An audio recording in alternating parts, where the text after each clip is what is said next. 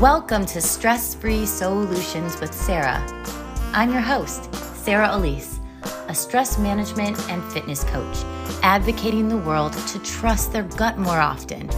I discuss various ways to manage stress and share personal stories of guest experts who have gone through the same stressors as all of you at home.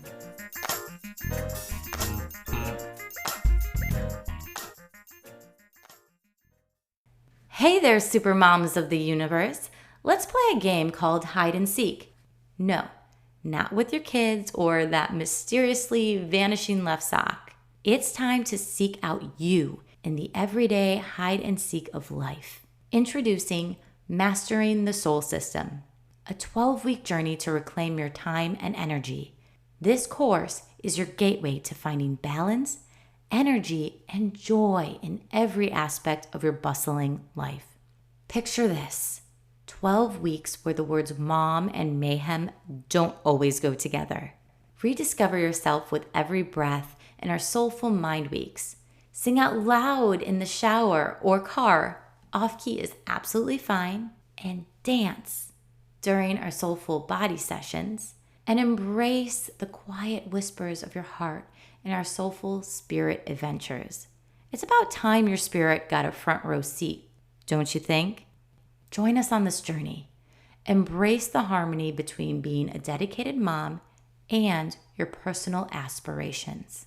Mastering the soul system, because darling, in the noise, find your silence.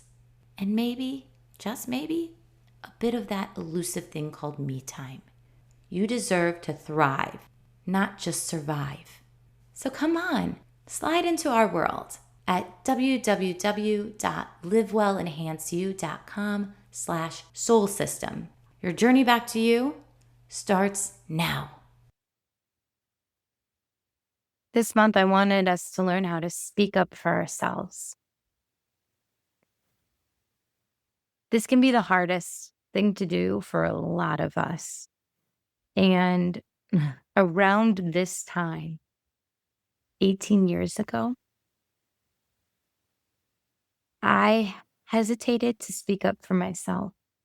And then when I did, the true colors started to shine bright on a friend that wasn't a friend. In order to understand this, I wanted to take you to my choir. Senior year, I was elected choir officer, and I loved being a choir officer. I was with two other people, a guy and a girl, and the three of us were compadres. We just got each other. We had so much fun. We would take attendance. We would make others laugh. And my favorite thing was planning the choir retreat with them. The theme was all hands on deck. It was one of my favorite songs from Waking Ashland, which is a band that most people don't know about, but I was obsessed. And so in our senior year, we thought, why not do something fun? We loved pirates. At the very beginning of the year, we all loved pirates, and we thought the idea of all hands on deck, bringing people together, was such a wonderful theme.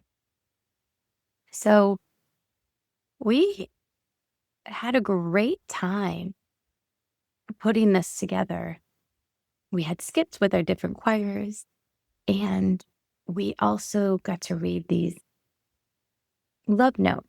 And during that time, I felt we were all so connected, singing in harmony, being together. I never thought in my life that one of the choir officers would completely go mad and make me feel like I was walking the plank.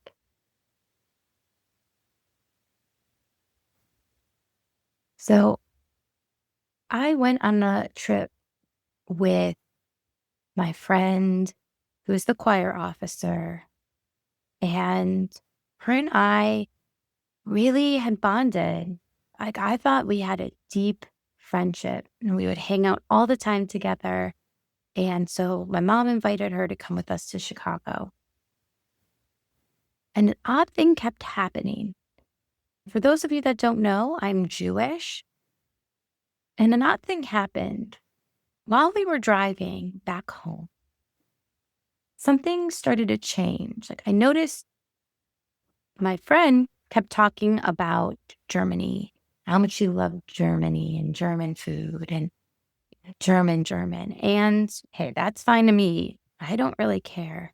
But I should mention that for someone like my mom who knew people or had friends, family that were in the Holocaust, it was hard to constantly hear about German this, German that. So she asked, "Hey, do you mind? Let's not talk about Germany." And then she goes, "Why?" And immediately my mom says, "Well, I have 6 million reasons not to like Germany." And she said it with like a lighthearted tone, but this girl really did not like it. And she just started going in at my mom. "That's a stupid reason. That was so long ago." And just on and on and on. And if that was all my mom said, if that was all, if she would have just said, "Yeah, I like this, I like that,"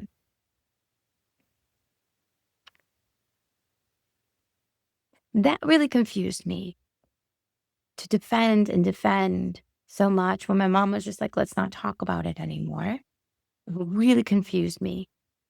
And I thought, oh, well, this is over and done with. But then something strange happened.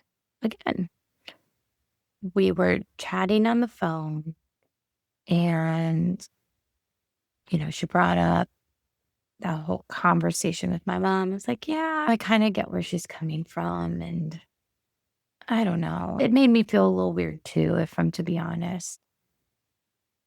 Spoke up, but I was a little hesitant, right? And she goes, "Sarah, I'm sorry. I'm a Christian and not a fucking Jew."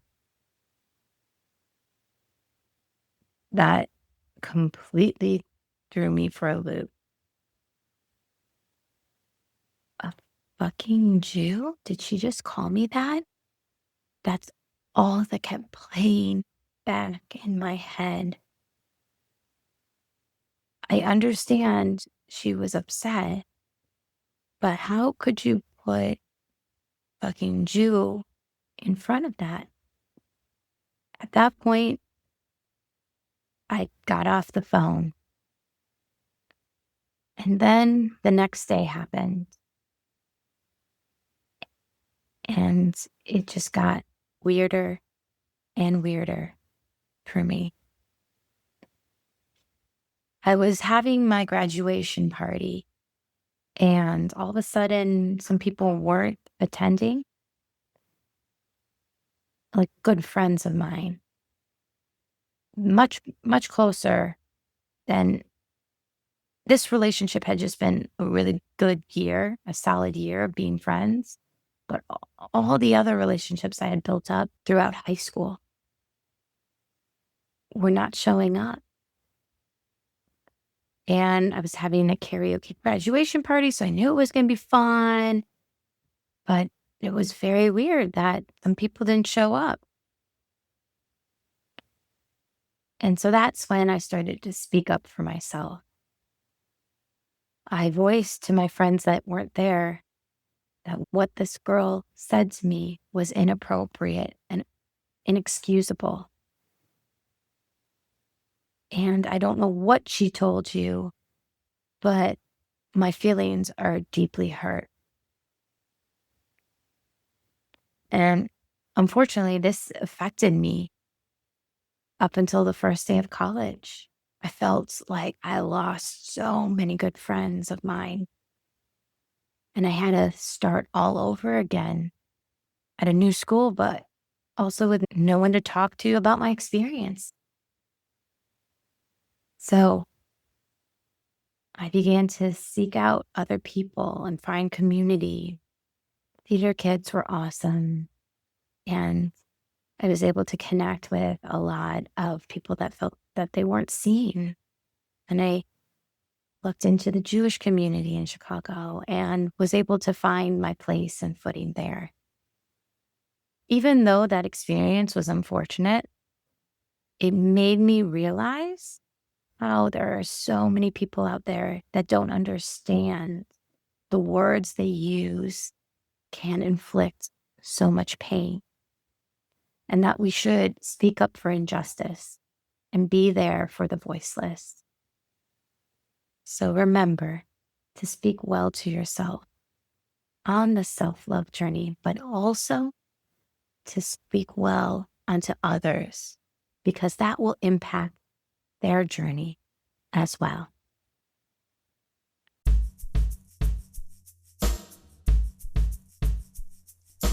Thanks to Dan Lieber at Beckett Brown Music for the intro and outro music.